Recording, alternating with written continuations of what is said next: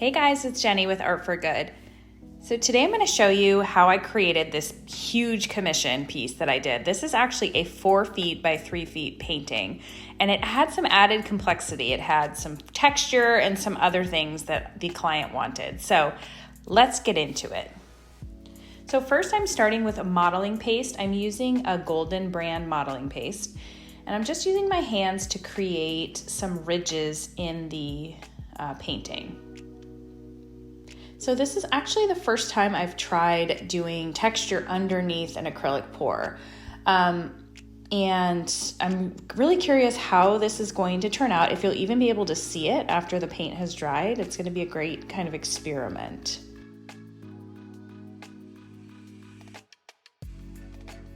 Now this particular client wanted a reproduction of a smaller piece that I had done, a 16 by 20.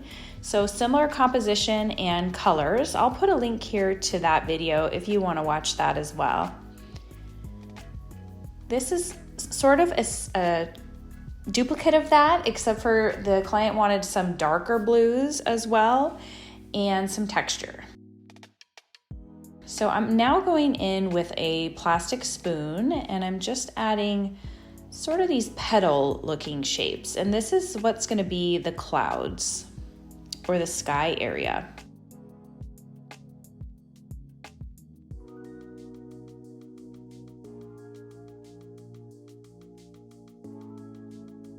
Now the trick with the sky is to make almost like a V shape.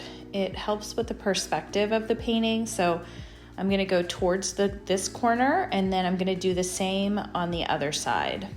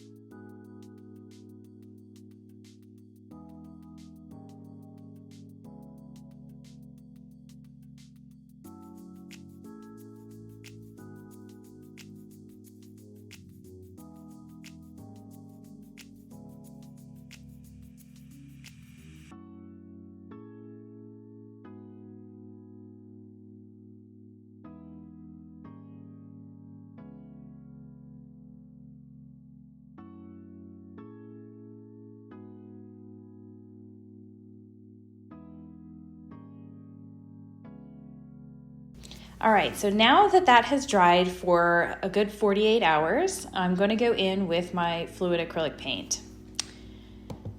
And I'm using quite a bit of colors today, and this entire piece took me about an hour to create. So I'm sped up the video a little bit just so I could kind of get to the point to show you exactly how I was able to achieve this painting. So I'm starting with 3 flip cups, and this is what's going to be the base of the sky. I'm doing a sky blue, a Naples yellow, and plenty of white. The goal is to make this look like it was sort of sunset or golden hour, and that's where the Naples yellow came in really handy. I'm just flipping those over. And then I'm going to tilt it out and stretch that paint as much as I possibly can. You can see where I drew a line in the center of the canvas before I got started, and that's going to be sort of the horizon point that I'm going to aim for.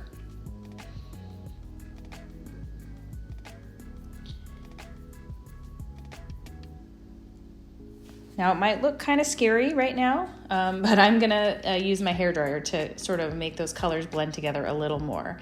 I'm adding a darker blue. It's actually an ultramarine blue to the top. And then I'm just gonna go in with my hairdryer and sort of blend all this together very nicely.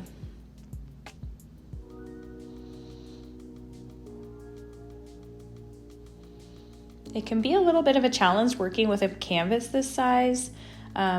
Usually I would sort of be able to walk around the canvas, but I wanted to make sure to record this, and unfortunately my camera is mounted to the wall here, so this is a little bit of a challenge for this piece, but it ended up working out just fine. So adding the blue, the darker blue at the top is just adding it, making it look a little more realistic. If you were to look at the sky, especially around golden hour or sunset, the higher up in the sky you get, the darker it usually is. Now I'm just going in to do a straight pour here on the bottom. I'm just layering in different colors I happen to have on hand. Different shades of blue. Again, darker is going to go towards the bottom, and then the lighter colors are going to go towards the middle where that sun is going to be hitting. Now I'm going in with my rainbow colors. So I've got a purple, blue, aqua, and then I have a yellow.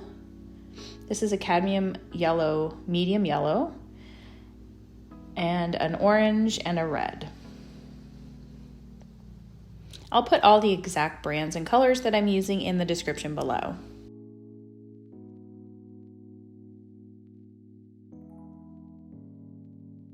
And then again, I'm adding some white in where the top of the wave is going to be. And I'm going to go in with my hairdryer.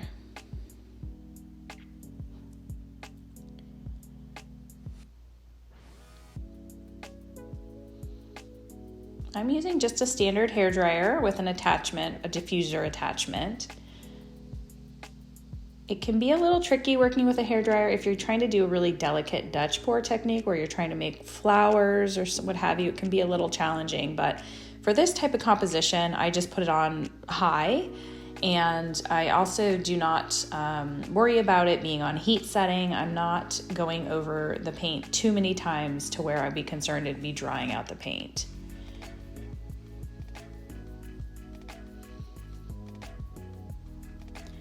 All right, so I got my second layer down.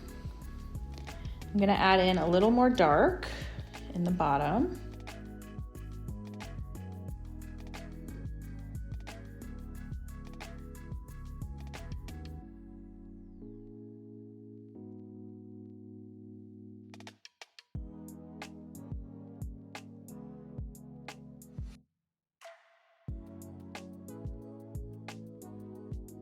So now I'm just mixing up a little more white, and I'm gonna go in to do the top of the wave.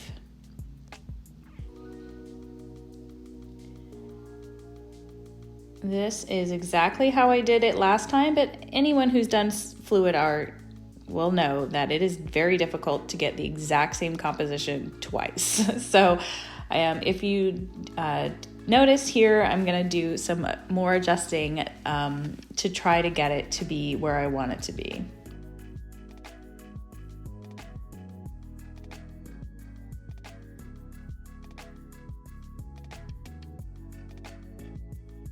And this is where I'm realizing that I really need to kind of go back to the drawing board and start over. And that happens quite frequently.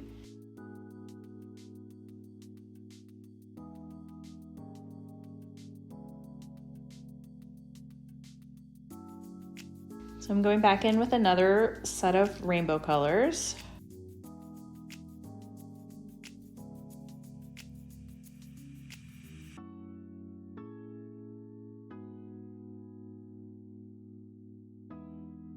And then I'm going to blow this out again. I just love how that cadmium yellow really pops against the blue in this painting.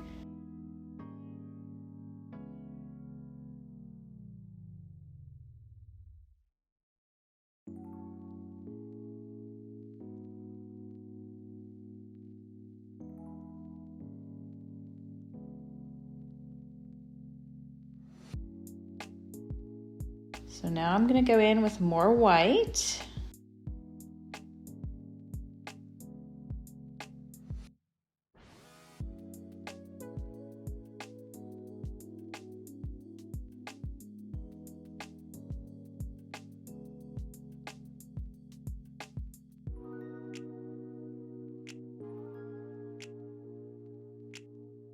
And I'm also going to do some finishing touches with a straw here. Now my plan after this is to go into the ocean area and do chameleon cells. If you haven't tried chameleon cells, it's really easy. You just take a skewer and you dip it in a coconut hair serum, and that's going to make cells everywhere that you would place the toothpick or the skewer. So it's really easy. It's a nice way to get kind of a guaranteed way to get cells if you're using the paint formula that I use. And this is why I'm sort of doing a swipe here, just because the darker color over the bottom of the lighter colors is going to help create contrast when I do that chameleon cell.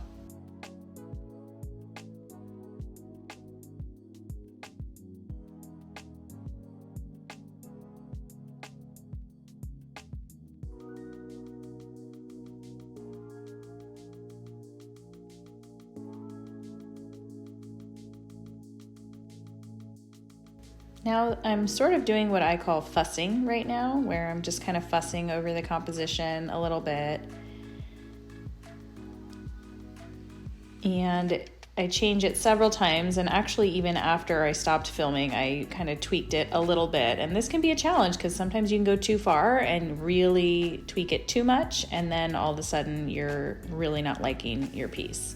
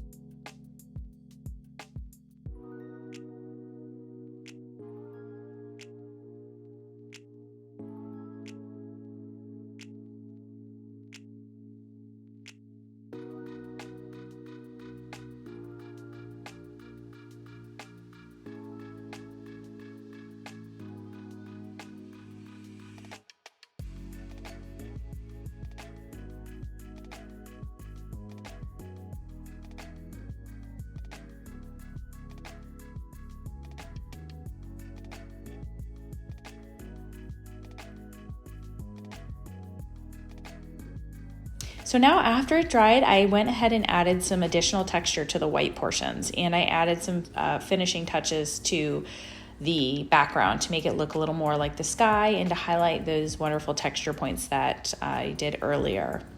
So for the texture in the white, I just did half of a PBO sand texture gel, and I mixed that with a titanium white acrylic paint, and then I just used a small sponge and added that on. So here's the final piece, and the client was so excited about this, and I'm so glad that this worked out. Again, like I said, it's very difficult to try to recreate something in fluid art that you did before, so I'm happy with the results. If you're interested in more landscape type paintings and how to use acrylic paint pouring techniques to create those, I have a playlist right here that I'll leave you with that you can continue watching. I'll see you next time.